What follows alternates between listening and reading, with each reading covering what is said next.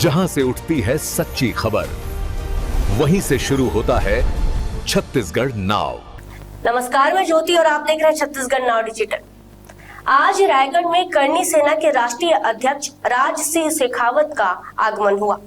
सर्वप्रथम क्षत्रिय समाज के युवा कार्यकर्ताओं ने उनका गर्मजोशी से स्वागत किया।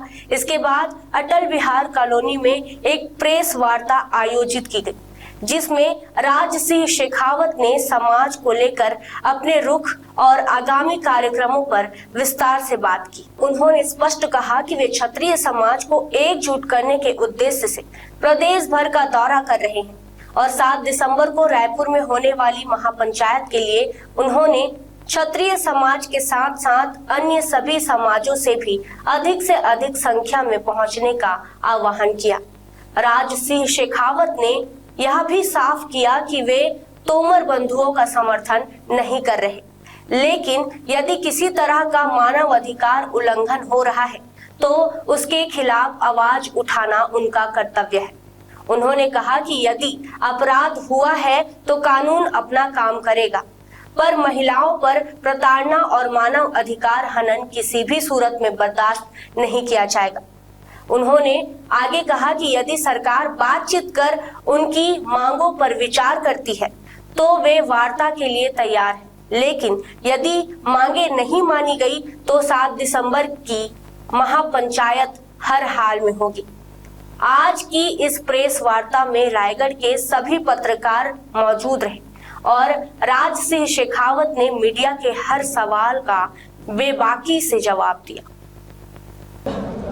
पुलिस अधिकारी द्वारा हमारी माँ, बहन, बेटे की इज्जत को तार तार किया जाता है, उसकी इज्जत पे हाथ डाला जाता है और तो और पुलिस कर्मचारियों द्वारा हमारे स्वाभिमान को पैरों तले कुचला जाता है। तो उन पुलिस कर्मचारियों पे कानूनी धारा के तहत कार्रवाई सुनिश्चित करने के लिए महापंचायत का आयोजन 7 तारीख को रायपुर में पीड़ित परिवार के द्वारा किया जा रहा है। हम सभी समस्त क्षत्रिय एवं सर्व समाज के लोग पूरे भारतवर्ष से वहां पर अपनी उपस्थिति दर्ज कर रहे हैं। उसी उपलक्ष्य में, उसी विषय को लेकर हम लोग छत्तीसगढ़ के जिले, तहसील और गांव तक पहुंचकर और न्योता दे रहे, पीले चावल दे रहे, ताकि यहाँ के जो लोग हैं वो इसके बारे में जानकारी प्राप्त कर सके और वहां पर उपस्थिति दर्ज करके और इन मांगों पे जो 8 सूत्री मांगे उन पर सहमति दर्ज करवा सके।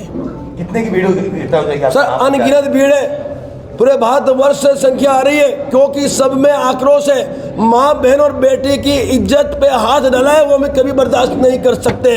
हमारे पूर्वजों ने अपने माँ, बहन, बेटी की रक्षा के लिए परिवारों की आहुति दी है, हम उन्हीं के वंशज हैं और इस प्रदेश के प्रत्येक नागरिक का जो भविष्य है वो सुरक्षित करने हम लोग ये कार्यक्रम कर रहे हैं, ताकि ये जो तानाशाही है, तानाशाही इस प्रदेश के किसी नागरिक पे हावी आने वाले समय में ना हो, इन घटना का पुनरावर्तन ना हो, इसीलिए ये महापंचायत का आयोजन ने किया है। तोमर बंधुओं में एफआईआर हुई है, आप पे एफआईआर बताइए। तोमर बंधुओं का स्टैंड लेने हम उनकी पैरवी करने नहीं आए।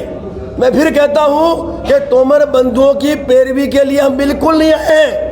ये जो भ्रमित की जा रहे हैं सरकार के द्वारा, प्रशासन के द्वारा, कोई भ्रमित ना हो। तोमर बंधुओं पे आरोप जो लगे हैं वो आरोप सिद्ध हो जाए, उनको जेल में डाल दो, आपको जहां डालना है डाल दो, हम उसके लिए नहीं आएंगे। लेकिन हम आए हैं तो उन माता, बहनों और बहुओं के लिए आए हैं जिन बहुओं पे अत्याचार हुआ है, पुलिस कस्टडी में हुआ है और मानव अधिकार का जो उल्लंघन हुआ वो भविष्य में ना हो, वो रोकने के लिए हम लोग महापंचायत का आयोजन कर रहे हैं। पुलिस की कार्रवाई से खुश कैसे होंगे? पुलिस सत्ता का दुरुपयोग कर रही है। वो संविधान के दायरे में रहकर काम करे, हमने रोका है क्या? संविधान के दायरे से बाहर जाएंगे तो हम भी संविधान के दायरे से बाहर जाके उनको जवाब देंगे और देने के लिए हमारे पास सभी मोर्चे खुले हैं। कानूनी लड़ाई हमारी जारी है, एक को भी नहीं बख्शा जाएगा।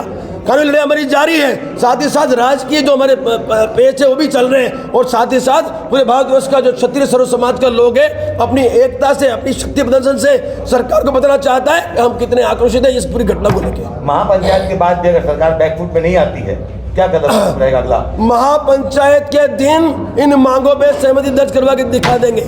हम हैं क्षत्रिय भाई, मैदान में जब उतरते हैं तो सर पे केसरिया बांध के उतरते हैं, हमारी मांगों को मनवा कर ही मैदान छोड़ते हैं। आपसे वादा करता हूँ 7 तारीख को इन सभी मांगों पे सहमति नहीं हुई तो आप देख लेना, हम इतिहास रच के जाएंगे यहाँ से। एक हफ्ता तक छत्तीसगढ़ में है करीब, कोई सरकारी तरफ से पहल हुई, कोई बातचीत की पहल या कुछ आपके पास संदेश आया, और अगर संदेश आता है, कोई बातचीत की पहल होती है, तो आपका स्टैंड क्या रहेगा? देखिए, आज तक सरकार की तरफ से कोई पहल हुई नहीं है, लेकिन ये सरकार पहल करती है, पीड़ित परिवार से मिलना चाहती है, तो साहब हमें राजनीति करने का कोई शौक नहीं है और ना ही हम राजनेता हैं। हमें सरकार से कोई आपत्ति भी नहीं है। ये तो सरकार की जो सेना है, जिसको आप कहते हो कि जो पुलिस प्रशासन है, उन्होंने हमारी बहन बेटियों के साथ अन्याय किया है, तो आप उन्हें निलंबित कर दें, उन पर आप कानूनी धारा के तहत कार्रवाई कर दें। हम चाहते हैं कि हम भी चाहते हैं कि ये जो न्याय है वो मिल जाए, तो हमें भी इतने लोगों को इकट्ठा करने की जरूरत ना पड़े। हम तैयार हैं, पर पहल हो, हम परिवार के साथ उनके पास पहुंचेंगे। अंतिम सवाल, आपने कहा महापंचायत में झंडा और डंडा दोनों लेकर आना, झंडा समझ में आया, डंडा समझ में नहीं आया? भाई झंडा है केसरिया, वो लगाने के लिए डंडा नहीं चाहिए, हाथ में लेके थोड़ी घूमेंगे ऐसे। तो जो केसरिया झंडा जो है उसको लगाने के लिए हमें डंडा चाहिए। मैंने ये कहा कि इस बार डंडा मजबूत लाना। भाई सिंपल बात है, सरकार है, प्रशासन है, साधन है, संसाधन है, और उनके पास बल भी है, और यदि वो बल का प्रयोग करते हैं तो क्या हम मार थोड़ी खाएंगे किसी के बाप की? ठीक है, यदि वो अनुशासन में रहेंगे तो हमारे जो क्षत्रिय हैं वो भी अनुशासन में रहेंगे। वो यदि अनुशासन तोड़ेंगे तो इनको निर्देश दिए जाएंगे, उस वक्त उस निर्देश के अनुसार ये भी अपनी कार्रवाई करेंगे। बाकी मार किसी के बाप की हम खाने वाले इस बार नहीं। हमारी लोकतांत्रिक मांगे, मांगों को लेके हम आ रहे हैं। हमारी मांगों को आप समझो, उसको इस पे आप कार्रवाई करो। हमें किसी से नहीं उलझना है, लेकिन जो छेड़ेगा हमें, हम उसको छोड़ेंगे नहीं, क्योंकि ये मांग करने की सेना है। आपने देखा यहाँ के गृह मंत्री द्वारा गिरोह शब्द का उपयोग किया गया। हमारे कर्णीय सैनिकों ने हमारी मां के आशीर्वाद से उनसे वार्तालाप किया, और दूसरे दिन आपने देखा कि उन्होंने उसका खंडन किया।